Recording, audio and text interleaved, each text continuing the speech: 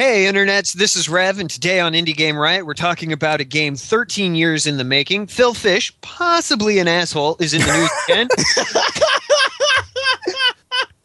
Keep going. Keep going, don't stop. And a walking suit of armor with a shovel. Grab your bandanas and Molotov cocktails. It's episode 9 of Indie Game Riot.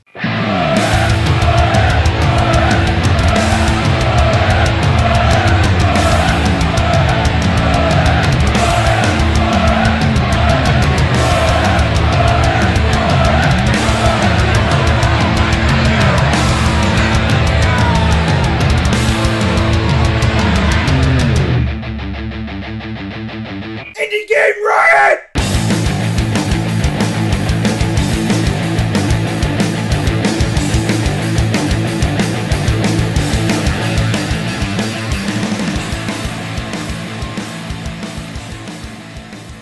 Hey everybody, it's JaShinYa, and here is episode 9 for you all.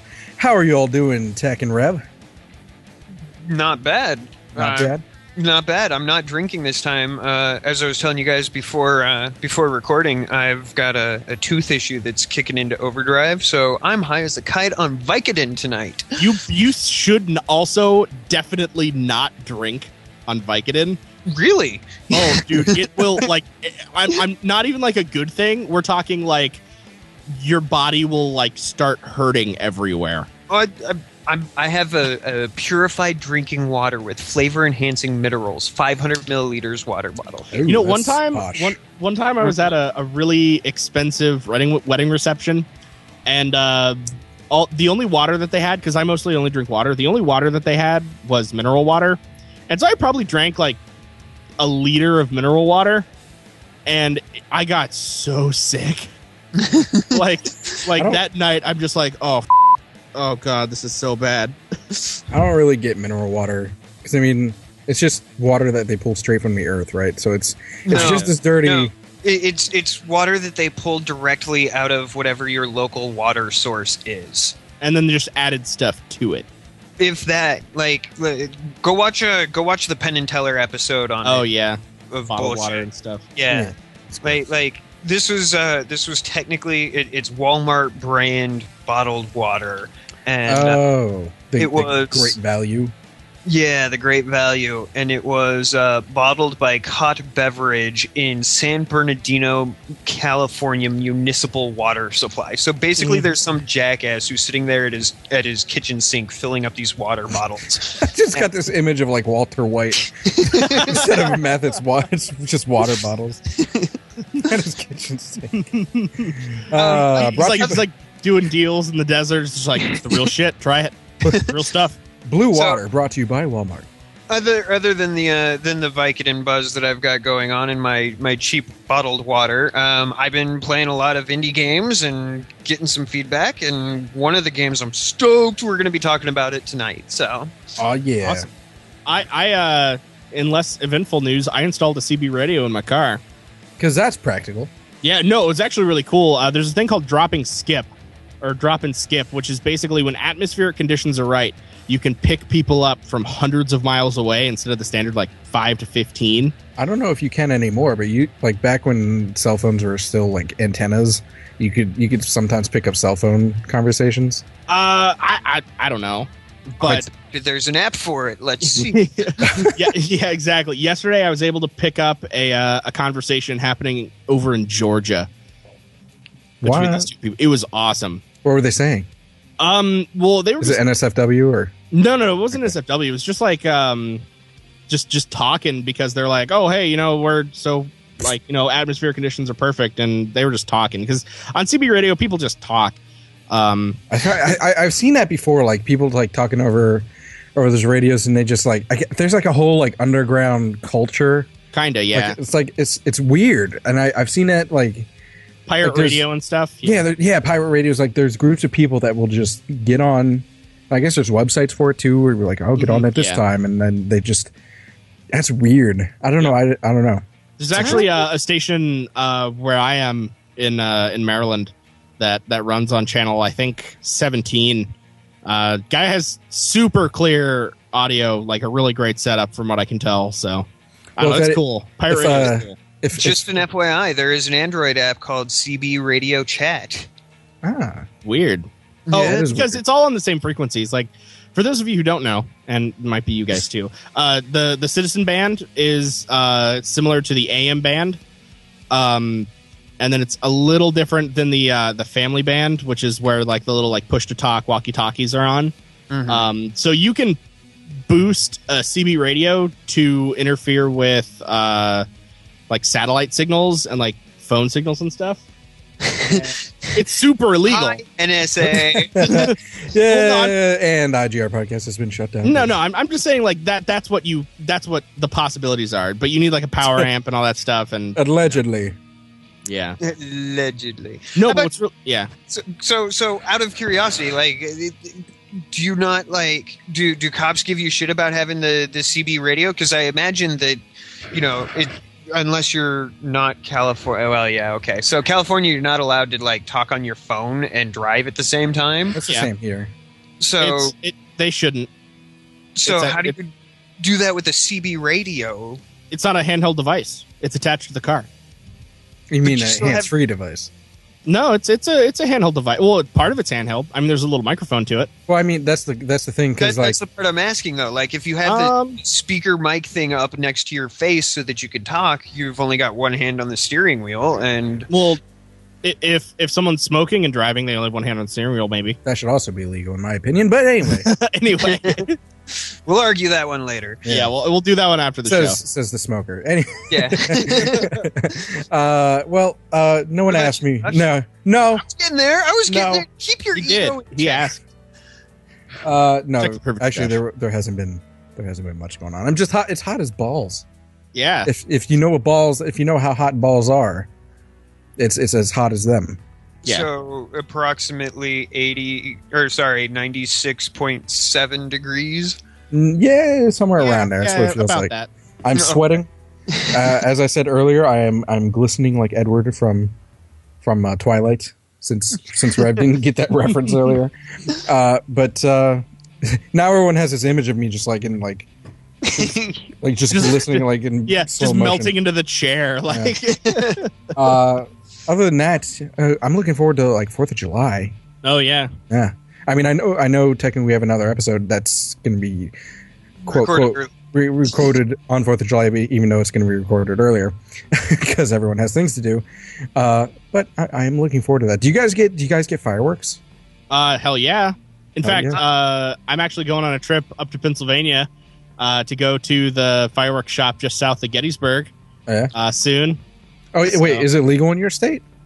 To import fireworks? Well, I know because, like in Hawaii, for instance, a lot of fireworks are illegal mostly due to brush fires, and I wouldn't be surprised if it's the same way in California. It's just like purchasing stuff here. Like you can't buy mortars or something, and depending on where you are, setting them off. You know, if the cops come, they'll ask you to stop, but it's not really illegal. Yeah, in California, like they can shoot you and stuff. Not really. Well, it's California, so they can't. But no, highly illegal. Like we're traveling for FantasyCon that weekend. So in Utah, like as a non-officially sanctioned fireworks display, we can't have anything that travels more than 2.5 feet high by 3 feet horizontally. So is it because of the brush fires? Yeah. Around here, the only things that are illegal are like bottle rockets and the big stuff like that. And that's mostly because of fires, but a lot of times bottle rockets, they tend to like land on people's roofs. Yeah. You know, unless you're and like hurt people and stuff. Yeah. Over here, it's because of stupid reasons. Over there, it's because of like, oh yeah, you could kill 20 people. Yeah. Yeah. See, I don't buy that because there's that town in Spain, I think it is. The rain in Spain falls on the plains. Yeah, exactly. No, they have the two churches, and they're like on either side of the river, and every year they get together and launch bottle rockets at each other at this giant war. Like, it really is. Like, these two parishes get, like, they all arm up, and scoring is based on how many of these rockets actually hit the bell of the opposing church. Check out the video I'll see if I can find That's it. Cool. Yeah, I throw agree those poppers at each other. I actually had a mortar explode under me once. What happened was it was one of those like 4 or 5 shot boxes. And we lit it, and then it went 1, 2, 3. The thing falls over facing towards me. 4. Dive out of the way. Falls right under my feet. I'm like, oh, shit. And then I jump out of the way as this thing explodes in this it's big like an thing action of movie. purple. And that happens. And oh, God, it was so cool. See, you guys, but I didn't get hurt at all. I'm envious of you guys and your enjoyment of fireworks. For me, they're just pretty kind of lights. You guys get like color interchanges and stuff like that. Like for me, it's just like, ooh, there's an explosion in traily light thingies. Oh, that's right. Because you can't see others. Yeah, it's more of an auditory experience for me. You know what else is explosively awesome, though, guys? What? Indie news injection. Are you bored with the same old games? Yeah. Why, then give yourself an indie news injection. Thanks, Indie Games. All right, everyone. We have an update for you for the first thing in Indie News Injection. That is about the Minecraft EULA. If you don't remember, in a previous episode, we talked about the EULA, where they were everyone was freaking out because they were changing it to not allow people, quote, quote, to make money off of anything Minecraft related. However, pitchforks and torches. Pitchforks and torches and kill don't do that.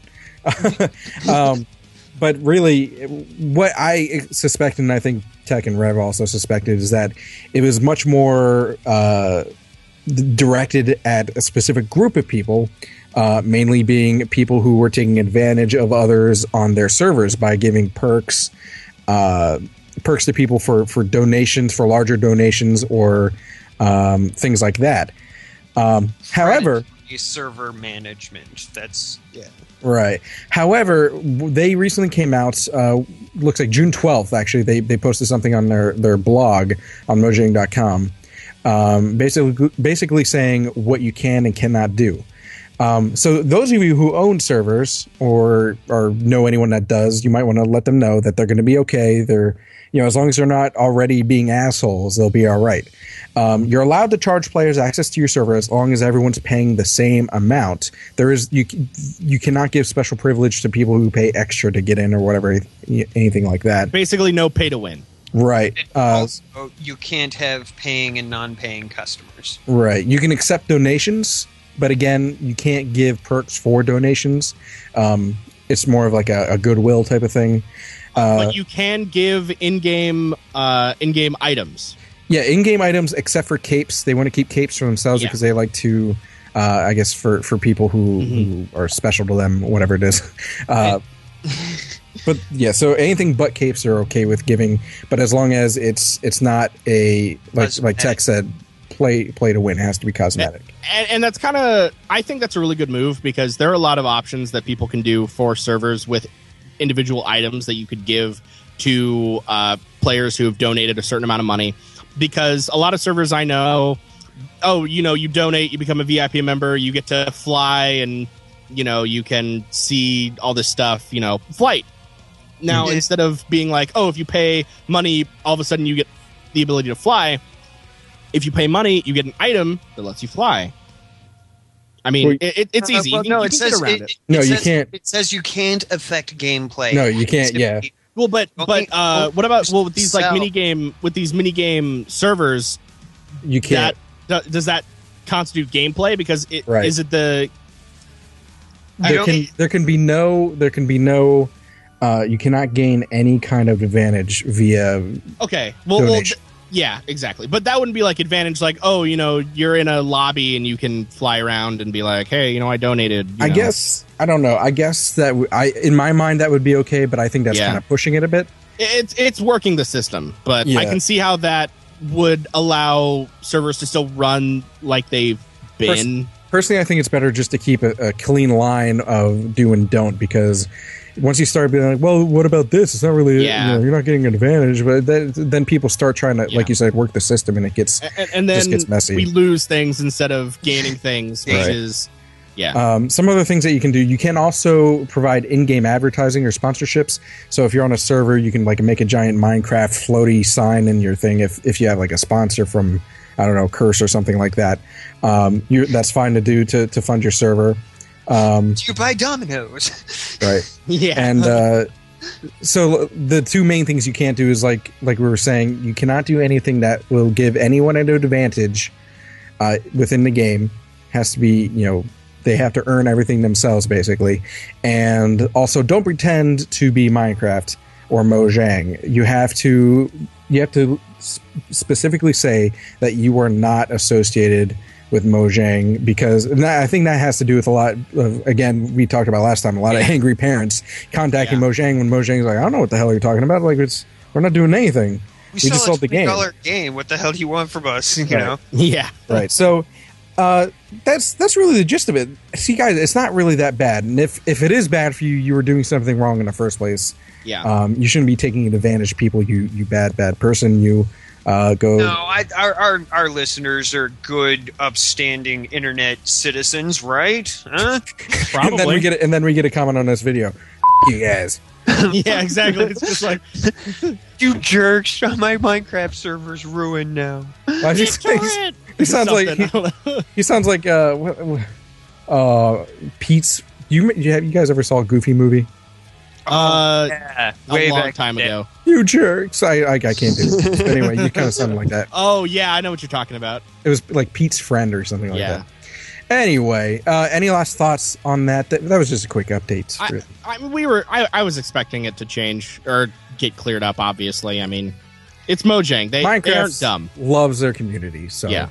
They and obviously YouTube monetization not even affected at all. And speaking of YouTube monetization, in the news this week, we have the possible asshole Phil Fish. Asshole Phil Fish. Wait. No. I want to clarify that because, like, I said that line for laughs in the intro. No, right. It was funny, and I'm a firm believer that you should never let, being mean get in the way of being funny. Like, that's right, just of course, my comedic timing things. So I don't actually think that Phil Fish is an asshole. I think that a lot of people think he's an asshole, and it's a big difference there. He has a terrible PR issue. Not everybody. I think that it isn't an asshole thing. I think it's more of a maturity thing. I think it's an ego thing. It might also be an ego thing. But anyway, he has come out and said on Twitter, he surfaced on Twitter for the first time in a few months, and he basically said that if you are making videos of his content, you owe him money. A large amount of money, which would constitute probably like 60 to 80%. I'm just speculating here, but that's probably the numbers that he had in his head. For playing his game and posting footage of it on YouTube. He also talks about that all Let's Players owe a large sum of their profits to the developers, and that it's illegal if you stream the entirety of it publicly for people to watch for free. And then went on to say, and the developer should in no way be compensated for their work being freely distributed to the world. Right, makes sense. And that last one kind of got to me because I think, as you know, Josh, as Let's Players, you can agree that we're not distributing those games at all. No, his point of view is like he's trying to compare it to like streaming a movie for a huge audience. But it's not. No, you're not. There's no, every gameplay is a different experience every single time. It's always transformative. Like if PewDiePie plays a game, it's going to be PewDiePie and the game, whereas if someone else plays the game a different way, it's going to be a different experience. Now, you can make the argument for like cutscenes, I guess, maybe. Really? Because no game ever tells a story outside of a cutscene. They tell a story, but the point is that everyone experiences the story differently when you play it. Well, when you're watching someone else play it, I mean, you're talking about spoilers, but that spoilers is a different thing completely. That's your choice. I'm talking about the experience of the game itself. Like, I'm a big fan of Let's Plays. Don't get me wrong. I'm not saying that, this shouldn't be the case, but I mean, let's kind of think about this from a rational, or not rational. Sorry, poor word choice. You were rational bastards. But let's think of this from a more economic point of view. He kind of does have a point. It would be the equivalent of me walking into, I go over to visit Tech and I make an audio recording of whatever his latest movie is that he's working on. It's just the audio. And then I go and upload it and make a shit ton of money off of that because of advertisements and whatever else. That's still a completely different story. That's the exact same thing. You're taking a completed product and you're taking a segment of it, a bit of that, and then monetizing that. Well, like if you're doing it just as review, like I will give reviews and for educational purposes. And I don't consider doing a walkthrough to be educational. But if you're doing it for review purposes, I can get behind that. Because reviews don't show every step of the way. They allow for stuff to be discoverable. Well, if you're doing a full-on Let's Play of the game, you're kind of showing everything. But that's a different thing, though, because besides the fact... because we're probably not going to agree on the fact that it's different from a movie. But then you're talking about Let's Plays. People probably, I would say at least half the people that watch Let's Plays watch it because they want to know what it's like so they know whether to buy it or not. Let's Plays make people buy the game, which gives Phil Fish his money. Fez had a little bit of pickup from YouTube. It wasn't really like Amnesia or Minecraft was, but still, the point remains. And they also, again, you're talking about walkthroughs. People view those videos to, okay, I'm stuck on this one part. What do I need to do? They'll go and visit that one part. They've already bought the game, so it's not taking money away from him, and it's not using his code. It's not using anything that he's created other than the image.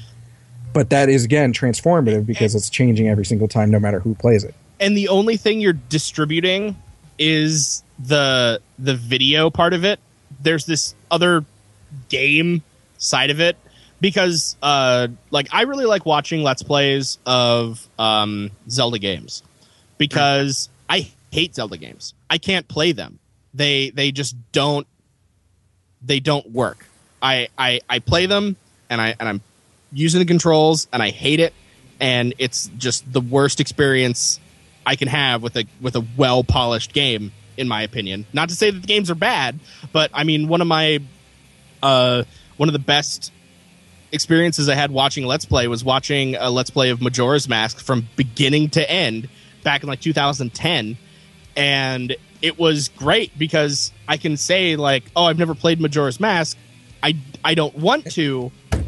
But it gave me the opportunity to, and to be able to still experience. Right, exactly. And okay, so what's the difference? I mean, let's look at this legally then. I mean, we'll use a piece of history that might be coming back. I don't know if you guys remember, but Mystery Science Theater 3000. Oh, yeah. I mean, Mystery Science Theater 3000 did a completely transformative work. They showed a movie that had their shadows, and they did riffing over the top of it. And the movies that they did were all, public domain. Right. That's true. Because, yes, they were changing it, and people weren't watching it to watch Manos, the Hand of Fate, or, Pod People, which some of the best ones, by the way. They were watching it because they wanted to see, Mike or Crow and Tom Servo. That was the experience that people were watching it for, but they still couldn't legally just take a random AAA movie. Well, that brings me to my next point. First of all, again, a movie, same time every single time you watch it, minus the commentary. And I'm not even talking about commentary. Same time every single time you watch it. Whereas gameplay, it is not the same time for every single player. Not to mention the fact that skill is involved. When another player plays it, they might suck, whereas another person might be good. But that's besides the point. The other part is, if I watch your video of Fez and I watch your episode 1 4 different times, I'm going to have a completely different experience each of those 4 different times. you're talking about my video, but if you go to play it, it's going to be different for you.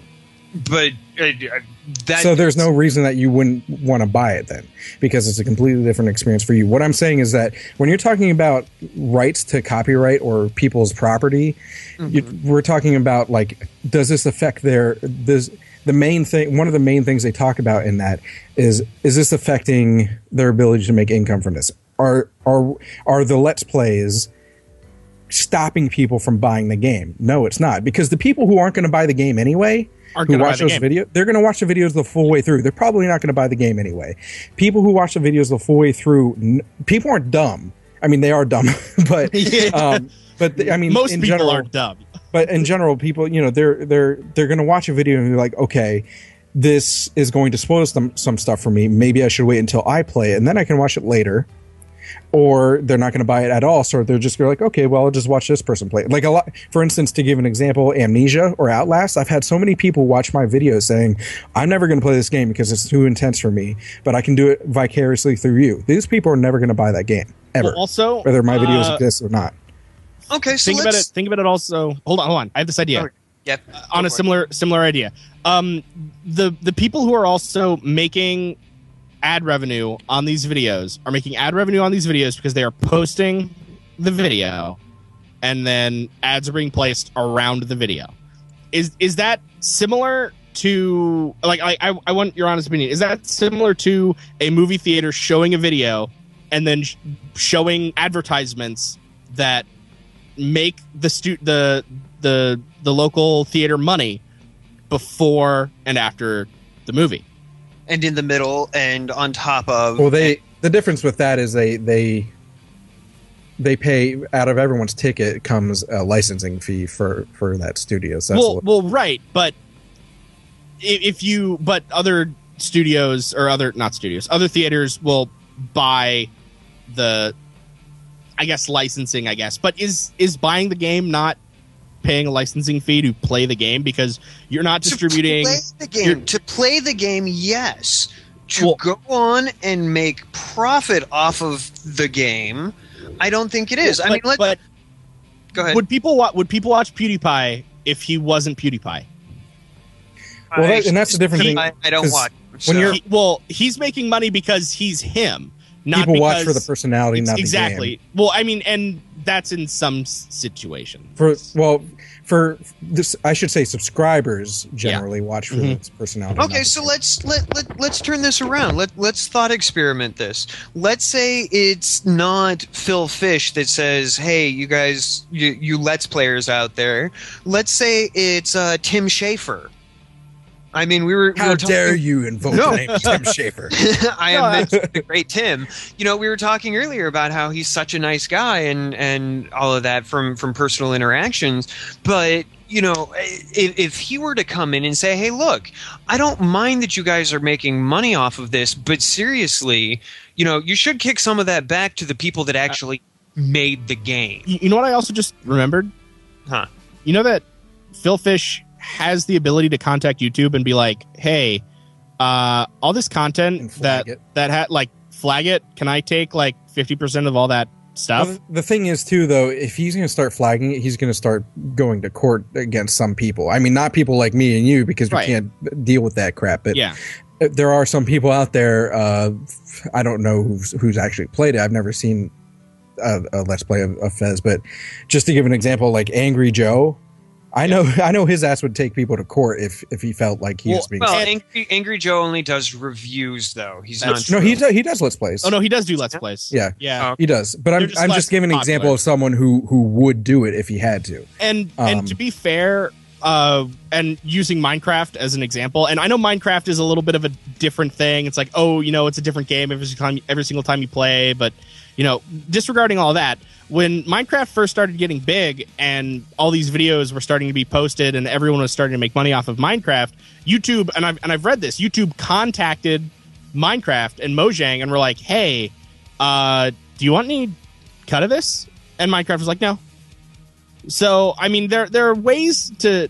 And I think two thoughts. One is regarding the cut of it is that does he deserve the right to a cut of it?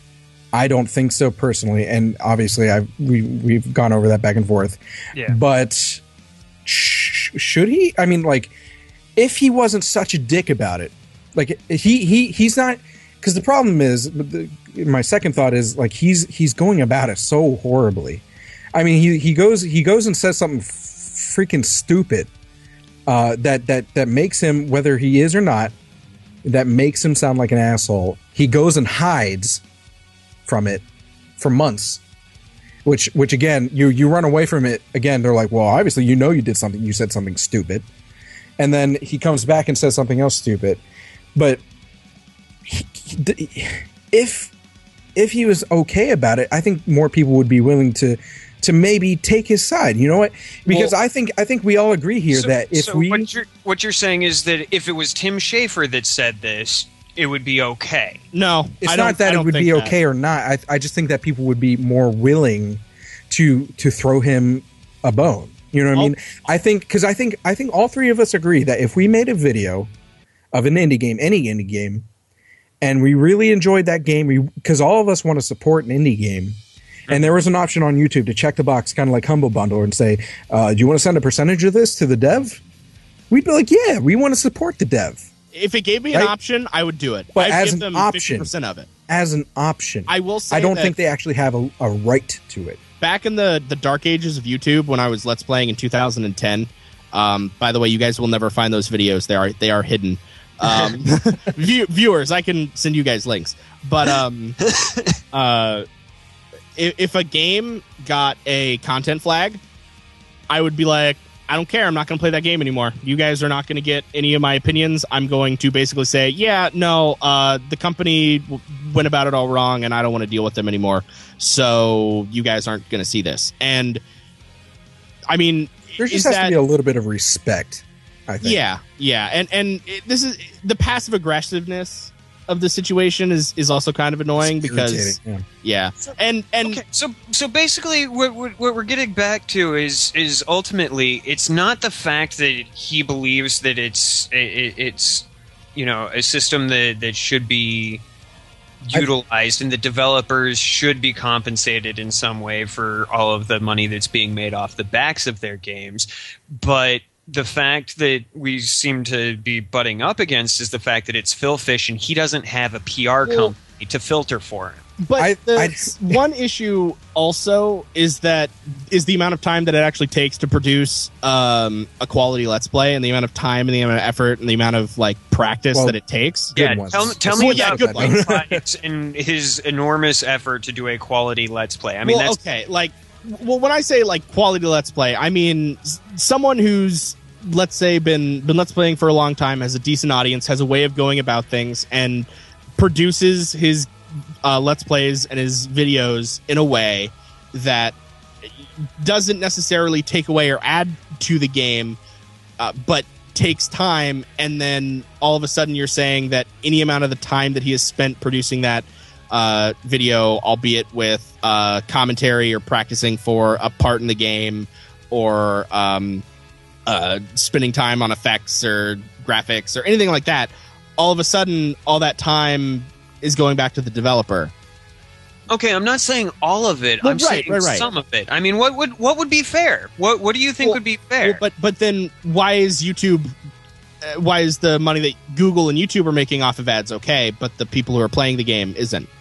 That's been a problem for a long time, actually. But okay, so let's put it. Let's continue the thought experiment. So it's Tim Schafer, not Phil Fish. Right. It's not YouTube. It's some new utopia video site that allows us to do all of our favorite stuff for people. Utopia, yeah. So what would you think would be a fair amount? I mean, obviously we don't know the exact amount that Phil had in mind. My opinion would be optional. I think it should go Humble Bundle route and say how much do you want to shoot their way. That's my thinking, and that's because we have disagreement on the legality of it because there's so much gray area there. So. Well, and also it's sort of like, does that mean that then, and here's the other issue, if it's a percentage based thing, does that mean that 50% of all of my revenue, which would be like, I don't know, like 60 cents on a video even, so I'm paying Tim Schafer 60 cents to have the ability to make 30 cents on a video. But then if Game Grumps does the same video, they have to pay Tim Schafer like $300. Yeah. like $300 for that same thing.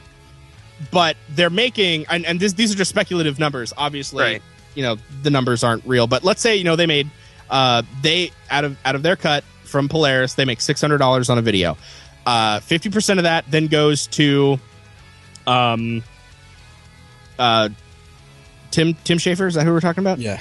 I'm bad with names. Sorry. It goes to Tim Schafer. So that's $300 into Tim Schafer's pocket for one video, and then that's $300 in the pocket of Game Grumps after their partner, you know, paid them and everything. But hold on. You know how sometimes you start saying something and then all of a sudden your brain like goes to something else? That's totally what just happened. But you know what I'm saying? Like my 60 cents versus their $300 is streaming the game worth $300? Is me showing that game on a site worth $300? I think Well, there's, if it isn't, why would you do it? Well, but then what about live streaming? well, live stream is actually completely different. That's why you can play licensed stuff over live stream and be okay. I'm not sure 100% of how that goes legally, but I know for a fact that you can play licensed music. You can play things as long as it's live and it's okay. It's the recorded stuff that's the issue. I think the big issue comes with separating, and this is just like in general, separating the difference between the amount of time that the developer put in to the game that you're playing and the amount of time that the Let's Player put in to making the Let's Play. Well, we should probably move on because we've been talking about this for a while. But I think just in general, talk about it in the comments, argue and fight. There are two different things. There's the legal issue and the moral issue that that you have to pick a side on. Legally, obviously, he does not have the right now. Morally, he has the capability. Morally, not even. I don't think. Kind of. But anyway, okay.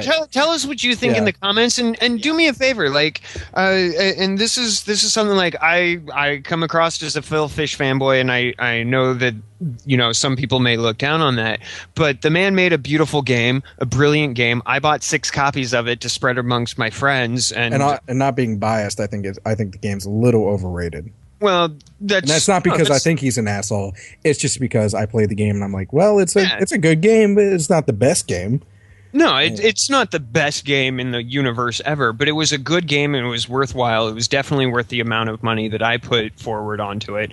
So in the comments, yeah, sure, go ahead and let's hash it out whether or not Phil is the cause of this. But try and keep this separated. It's not just like, oh, this is a brand new idea. I mean, let's not forget the fact that Nintendo did the same thing this year. Yep. So to be fair, Nintendo don't even get me started on Nintendo. Yeah. Don't even get me started. So and remember, just because Reverend doesn't agree with Josh and me doesn't mean that we won't vehemently defend him in the comments. So people better be careful. Don't be dicks. Yeah, exactly. Don't be dicks. No, we'll respectful. We'll have fun. We'll have fun. What? I can't. Yeah, I don't know that song. Anyway, well, moving on. The last one, you got it, Rev. Moving on, yeah. This one's a little bit lighter, but it's also on the bounds of legality. So, as of day before yesterday, I think my computer's updated its date. Yeah, June 25th. So 2 days ago, as of this recording, Occulus Rift comes out and says, "Hey, Zenimax, remember that whole lawsuit that you filed against us? Well, you're kind of full of shit, and we demand trial by combat." No, not really. I wish that would be awesome. Could you imagine like two guys decked out in swords? You'd be like, winner, Well, you guys decked out in virtual reality. Yeah. Yeah. Oh, that'd be cool. The Oculus has a helmet and some like with those sensors all over their body. Why do we not have a justice system this way? That's the Tron justice system. That's true. You know how well that worked out. Yeah. Fantastically.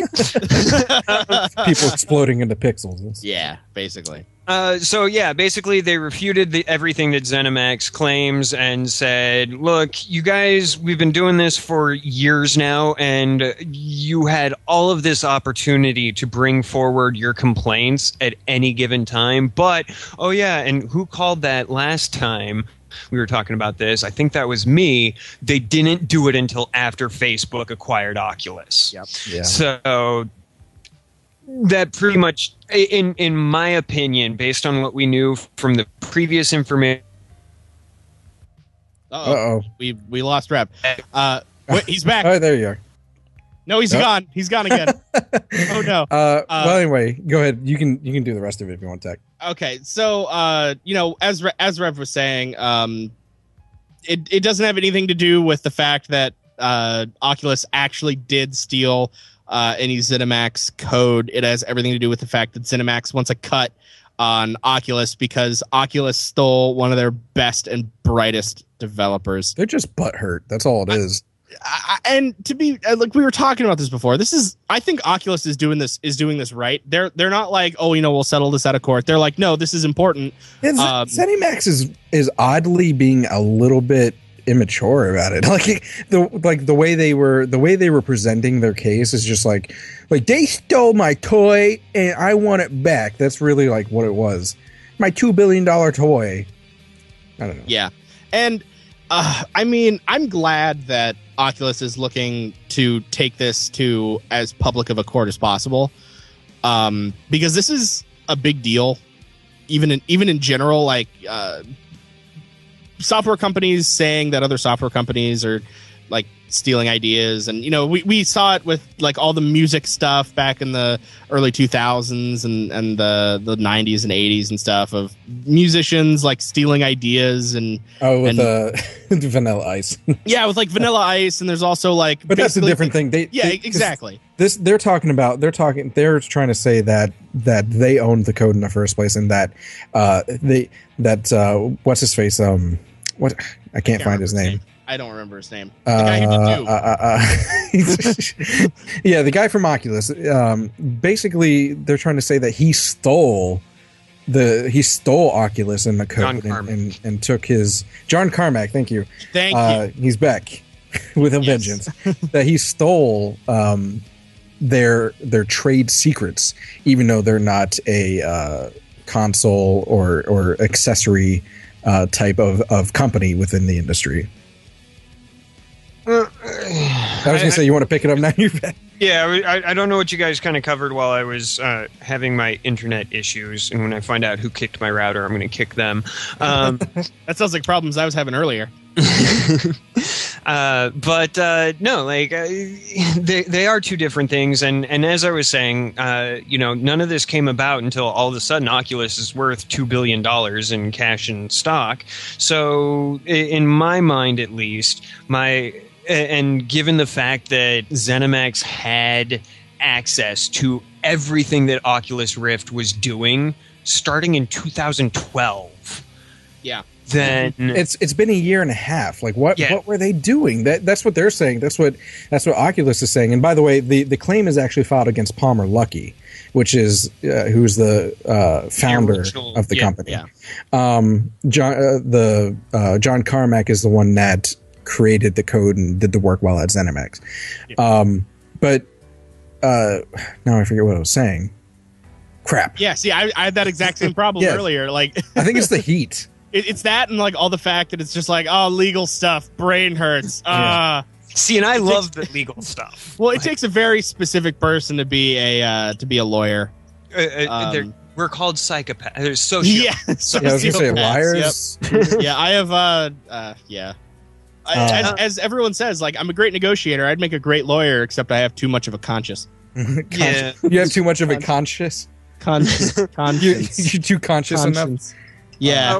So, anyways, we'll have a link in the show notes. Or I call them show notes. You guys call them, comments or whatever. Yeah, description. But it'll have the description. Yeah, there we go.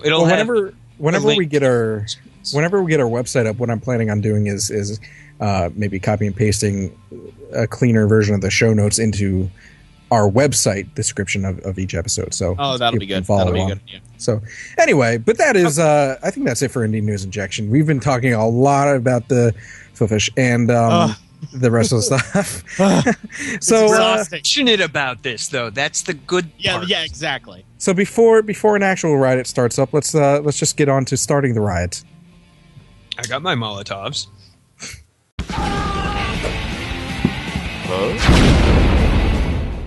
Today on Starting the Riot, we have this little known game, and I'm kind of being facetious there. I should stop that. Have you heard of a development company called Yacht Club Games? Not a whole lot of people have, maybe, but here's Shovel Knight.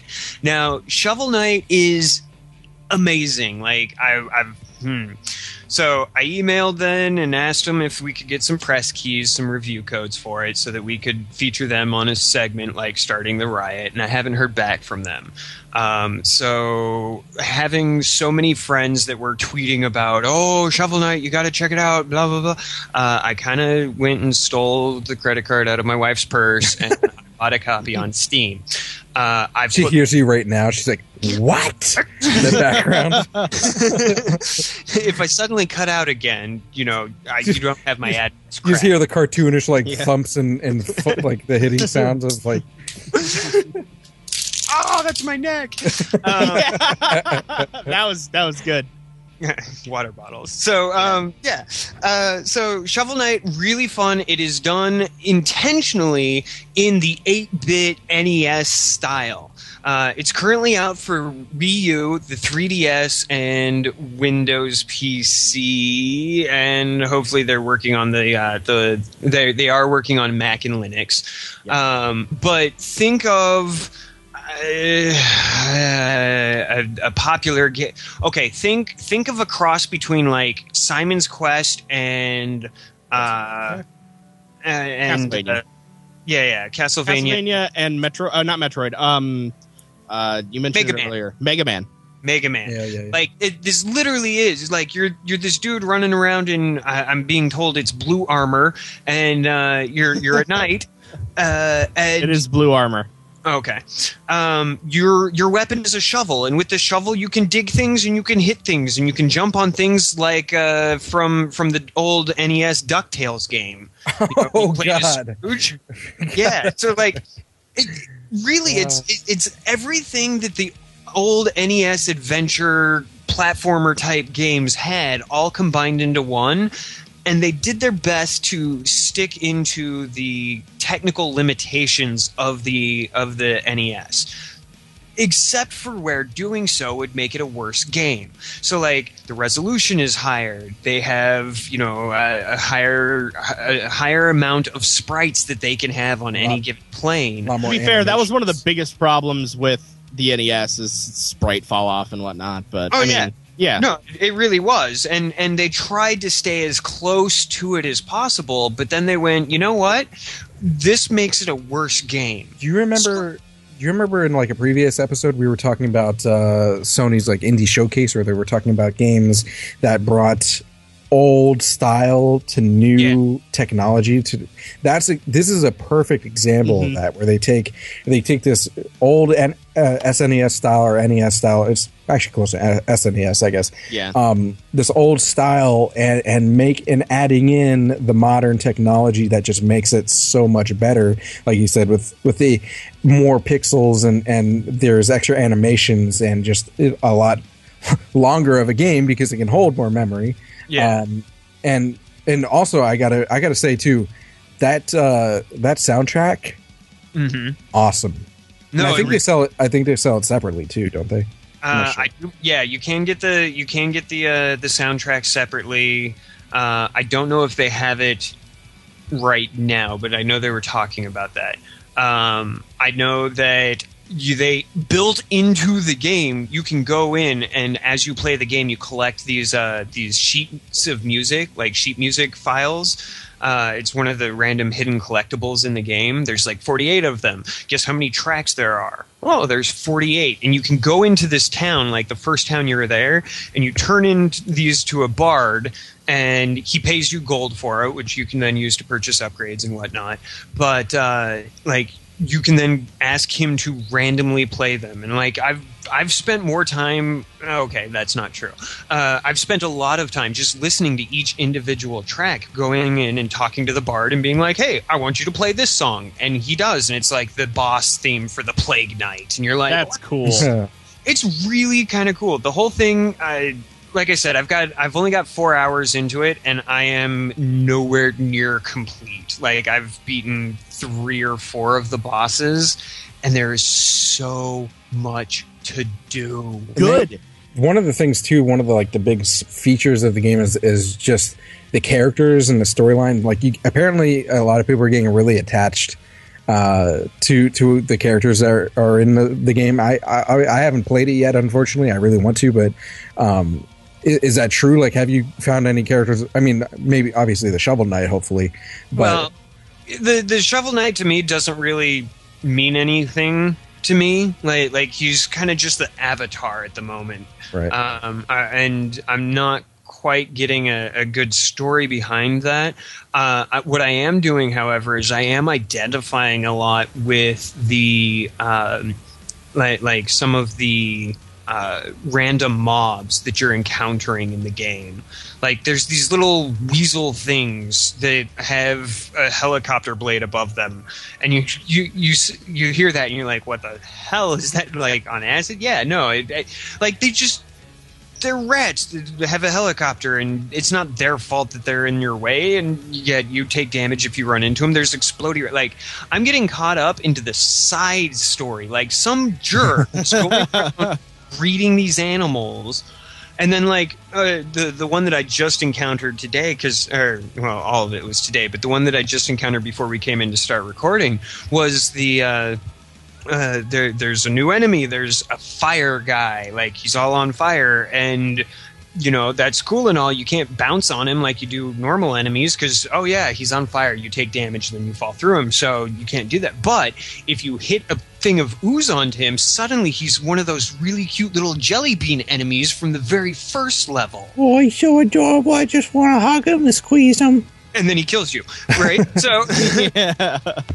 like this game has so much. Like they're not just taking like the old, oh, this was the blue enemy and this was the red enemy and this is the purple enemy type format.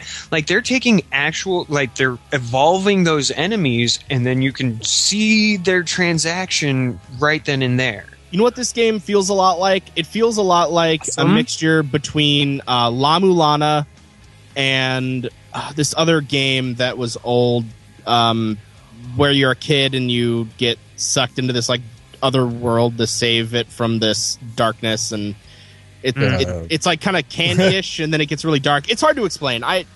I'll figure it out. You guys talk amongst yourselves.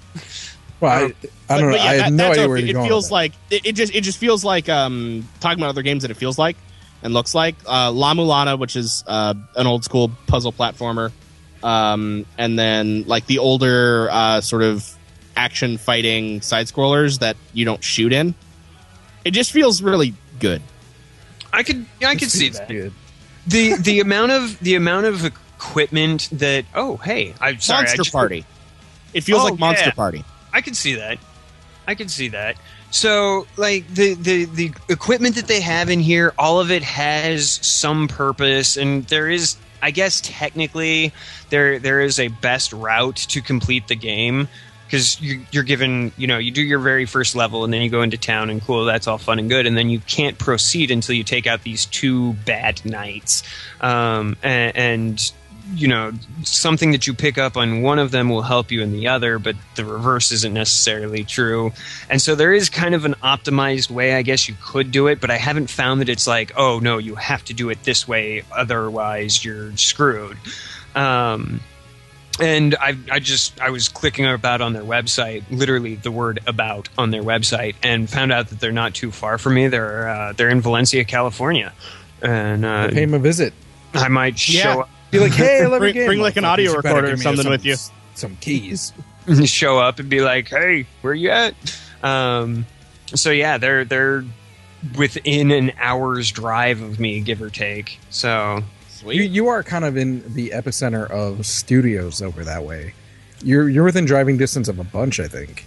yeah, well, I used to be within driving distance of THQ. In fact, I used to work right next door to THQ before they went bust. So. Yeah, I was gonna say they're out of business now. Yeah. I saw those pictures of like their empty studio, but anyway. Yeah. Yeah. Go ahead. No, I definitely check out Shovel Knight. Like, I am having so much fun with this, and Uh-oh. We lost him again. Oh. He's having so much fun with this, and he really hopes that... Oh, he's back. Yep. I heard you guys. Oh, no, you You dropped cut out. out a little bit, yeah. Oh, my bad. Okay, so what I was saying is, I've been having so much fun with this. Like, when we're done recording, I know we're gonna play D&D afterwards, but like, guys. I'm going to be playing Shovel Knight as well. So, any questions about it? No, I've seen enough. Can you really drive over and like make them give me a key? I will see what I can do. They don't have. You can either give them a sob story about how I'm broken, I'm trying to feed children, or just threaten them. Either way works. Yeah. Well, anyway, next up, I think. Oh, wait, do have their address. It's on their website, on their contact us. I just want to put this out there. If anything happens to Yacht Club Games, it is not the responsibility of the Indie Game Riot Podcast. Tekido's bailing me out. I'm unemployed. Well, while you're in jail, I'm sure some people will be getting a peep show of your anus. Please give all your attention to Early Access.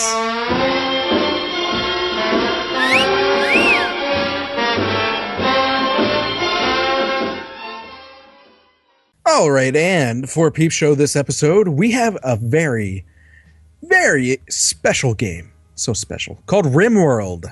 If you haven't heard of it, it is a sci-fi colony sim-driven game by an intelligent AI storyteller. At least that's what it says on the site.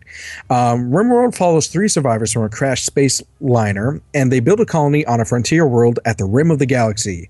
And it is actually for Windows, Mac, and Linux, DRM free download, and you also get a Steam key if you buy it directly from their site. And it's made by a company called Ludian Studios. Probably. I'm not sure how to pronounce it. But anyway, it was on. It was originally on Kickstarter, and they asked for $20,000 and got a little bit over that, $268,132. Canadian dollars. I don't know if that matters. It's the same. I don't know. At this point, they might be actually a little bit more than the American dollar. I think. Yeah. But anyway, everything is. Yeah, really. But anyway, the thing that really caught my eye. I mean, when you first look at this, it looks like, because right now it's in pre-alpha, but it looks boring like as hell. Wow. I wouldn't say that. No. Wow. No. Hear me out.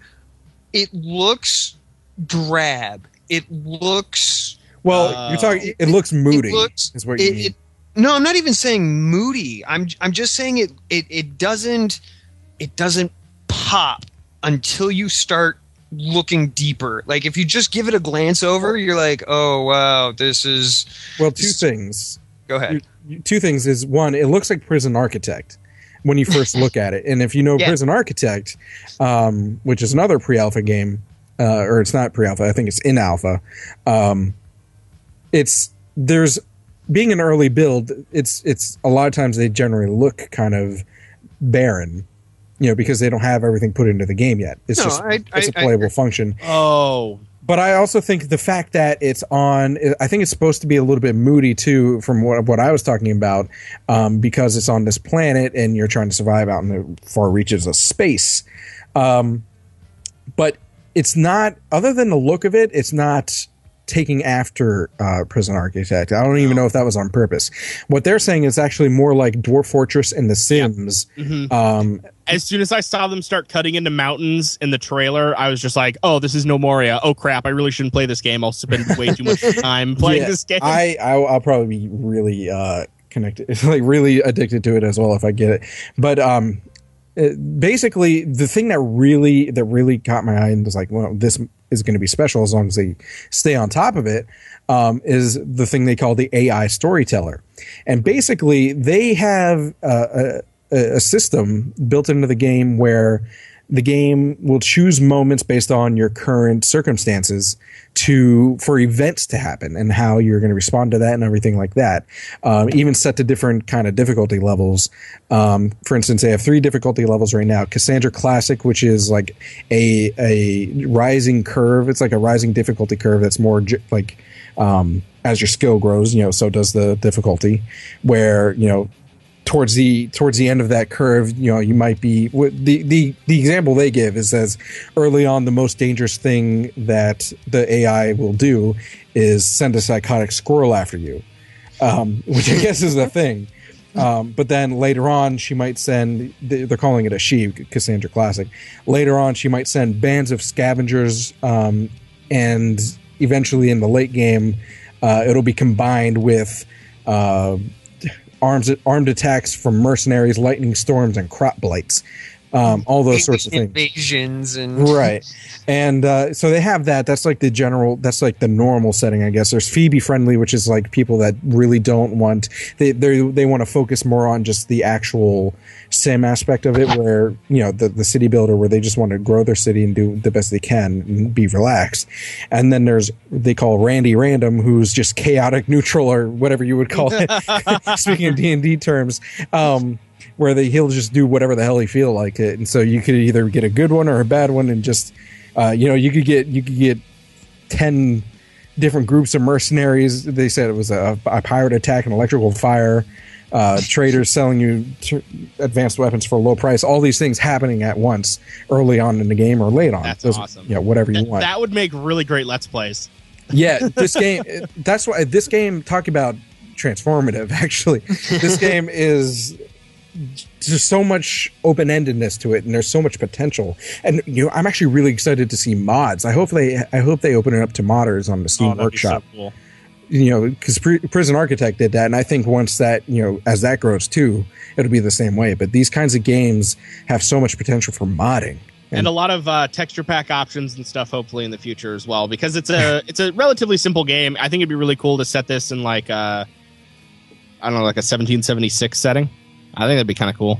Well, like a either old school colonial. or I mean, it's obviously they're gonna be like, oh, we're gonna sell you a laser. Space laser. I mean, you can change. That's alternate history. To do. Yeah, I mean, I'm cool with playing alternate history. I'm into steampunk stuff. Yeah. Honestly, fun as hell. I think overall, I like the idea of building up my settlement, and this looks like the answer to my problem that I have with Dwarf Fortress, which is I love the idea of Dwarf Fortress. I can't stand playing Dwarf Fortress because it's just it is so much of a hassle to do anything or be able to even to understand what's going on. I think that AI storyteller is the game changer, though. Yeah, definitely. Yeah, no, and the fact that it keeps you on your toes and it keeps it fresh every single time you play.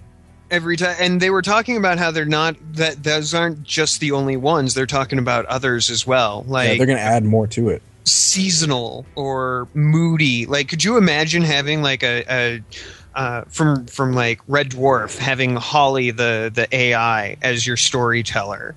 Like one moment he's just retardedly stupid, and then the next moment he's bouncing gummy balls off. I also think that it'd be really cool to have a setting kind of like the old RTS Caesar 3, and I think Caesar 4, but I never played Caesar 4, with like the gods and how you had to make sure that every single god was happy by doing specific things and making specific monuments available to people, or else they would sink all your ships or destroy all your crops or if you make them really happy, oh, well, you just your crops are really plentiful, or oh, you found some extra grain in your granary, or oh, all of your military units have extra morale now because you made me happy. I think that'd be a really cool thing to sort of play. Like, you don't really know what you're getting, but you can guess and have things that make people interested.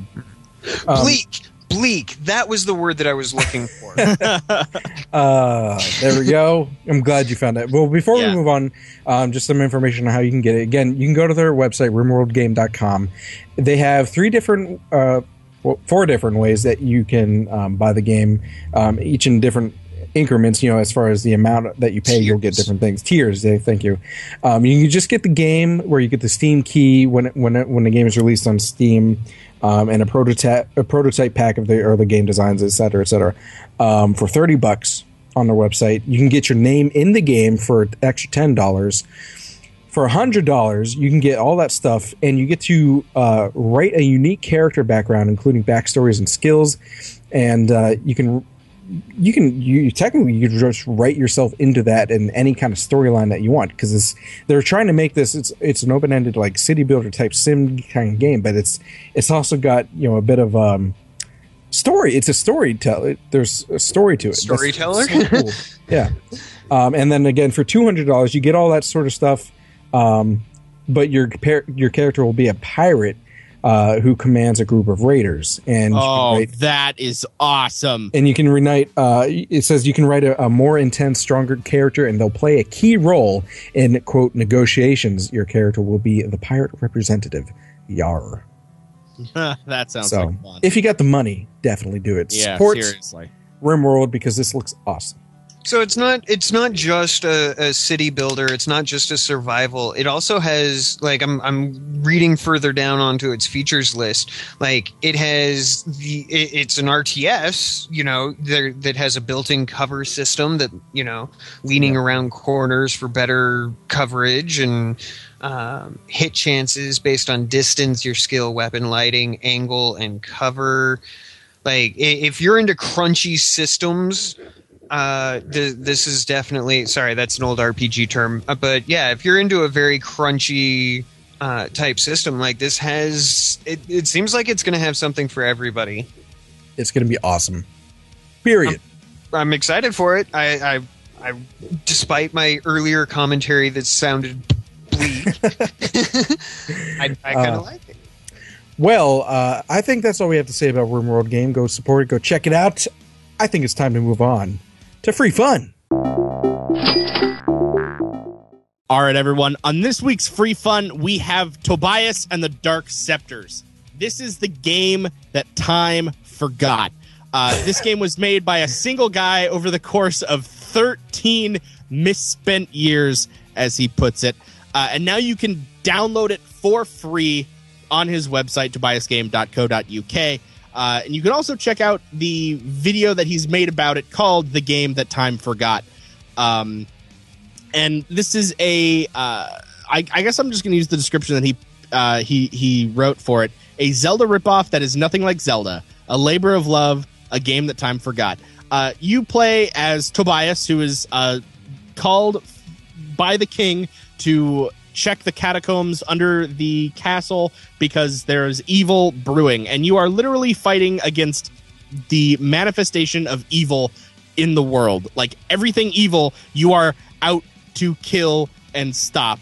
And it starts out in this very sort of simple platformy sort of game that feels a little bit young, and feels, well, both young in terms of feel and dated in terms of gameplay, and then everything slowly, as this game had been developed over the years that it had been developed, gets bigger and better and smarter, and the puzzles that you have to do are really get more complicated. And you sort of grow as the game grows, because it's not all one cohesive line. It starts out very simple, very straightforward, and then gets more technical and complex, both in art style and gameplay as you go on. And for a game that was made by one guy, it's a long game. It's quite long. I haven't beaten it, but I've played for maybe 2 or 3 hours and for a free game, 2 or 3 hours is about as much as you can ask for. You have different key settings. X, Z, and C are the ones that I like doing, and then it's a arrow key movement game. You have a shield. You can pick up items, use different items, and the use of all the different mechanics that are in this game. The game doesn't stick to like one gimmicky mechanic. It changes up every single time. So like in the first level, you have to get a paintbrush that throws luminescent paint, and then you have to go into this dark room and throw luminescent paint on the platform so you can actually see where you're jumping. And you sort of have to follow all the drips through to get to the next level, and yeah. You were talking about how it develops throughout the game. Do you think going from this very simplistic and childlike beginning, do you think that might have something to do with the fact that he started making this at like age 12 or something like that? That's exactly why it is. That's literally why. And it's kind of cool though, like seeing it evolve like that. It's like you get to see him grow through the game. Yeah, that's pretty cool. Do you know why exactly? Because like the TLDR version. Okay. Yeah. Well, he talks about it in the video that he posted about it. But basically, he made all the graphics too large. He had too many other things to do. He had to rework the engine that he was running about halfway through because he wasn't happy with it, and it wasn't really working for the game that he was trying to make. He made all the graphics too complicated because he basically was very ambitious when he started out, which means that if a enemy or any sprite on the screen is facing a certain way, it is going to be shadowed on the same side where the light would be coming from, not just have the sprite light, the lighting on the sprite stay static. So he had to do every single animation, every single frame with 2 different light sources depending on the direction that they're facing. He stuck to the plan of level, boss fight, level, big boss fight, super epic boss fight, final boss fight. Even though he could have, he looks back and he thinks he could have cut stuff out, but basically development hell. Okay. But it's an ambitious project for a teenager to take on, and then 13 years later to get to see that live. At least you had to drive to finish it, though. Yeah, exactly. Yeah, exactly. So many stuff that, like, I've got projects that I started back when I was 13 that have never seen the light of day. I did also want to add his soundtrack doesn't sound too bad. No, and it doesn't. It is available for sale on Bandcamp. Yep. It's a name your price purchase, and I just based on what I've heard of it, like, it's not super extensive. Like, there's only 20 some odd tracks, and I think it comes out to be something like around an hour or so. Yeah, and the songs are simple. Like, they aren't like these huge orchestral arrangements that were done by the most professional of composers, but it was done by him and like his girlfriend. Mm-hmm. But I mean, they really fit the game and they sound good. So, yeah. Well, any other words on Tobias and the Dark Sceptres? Other than you have absolutely no reason not to go to the site and download it and play it. It's free. It's free. It's super simple to play. It starts up. You do have to install a font for it to run, which is a little bit weird, but I mean, it's not hard. He runs you through it and for instructions on how to do that if you don't know how to install fonts, but definitely check out Tobias and the Dark Sceptres. All right. And props to Adam for getting that out. Oh, yeah. Yeah, seriously. High five, buddy. Well, I think that is the end of the show. Man, we took so much time on a Philfish verbal fist fight. Mm-hmm. Say that 9 times fast. Verbal fish. Verbal fish fight, Phil. Good job. Yeah. Well, if you didn't notice, there is a very cool soundtrack. Or music, I should say, video game music running in the background, much like in our last episode. Today, or this week, the artist is Mort. Hopefully I'm pronouncing this right. I feel like it's Morte. Morte or Mort McCadaver. We're horribly ignorant when it comes to pronunciation. Well, We anyway. apologize. Well, anyway, his music is a little bit on the darker side, but we used his video game selection out of his SoundCloud. So thank you for sending us your music, by the way, Morte.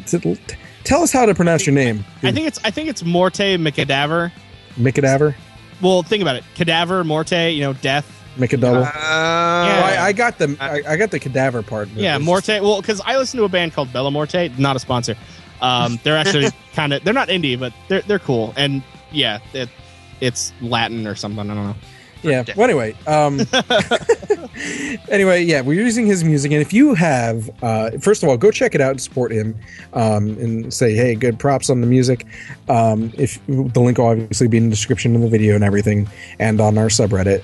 But if you have music yourself, or if you know a friend who does video game music, like for indie games or whatnot, and is willing to share music with us that we can use and play in the background like we did with Mort or Morte's music, let us know. Email us, and I'll tell you all the ways that you can contact us and find updates on IGR.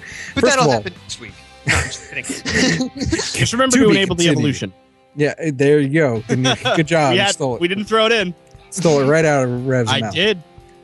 First of all, the show is hosted on my channel, youtube.com/JaShinYa Gaming. That's JaShiNYA Gaming. You can find us on Twitter at IGR Podcast, Facebook.com/IGR Podcast. Reddit, we have our own subreddit. It is reddit.com/r/Indie Game Riot. Our website at the moment is igrpodcast.webs.com. And like we said last time, I believe that's going to be changing in the next couple of weeks or so. And lastly, on that website, there is a contact form, but you can also email me directly at JaShinYaGaming@gmail.com. And, of course, I'll share any IGR podcast-related emails with Tech and Rev. Am I missing anything? I don't think so. You didn't. You talked about the subreddit. Good Yes, job.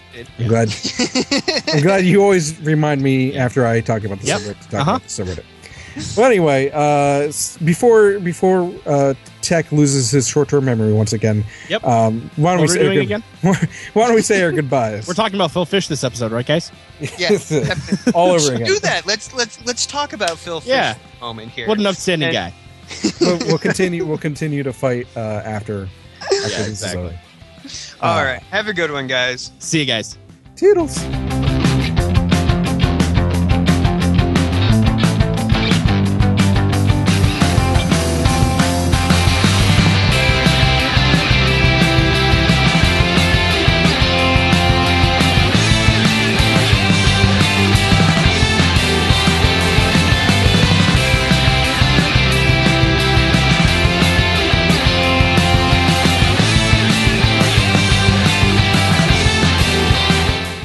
Got a mint in my mouth. Let me chew it up.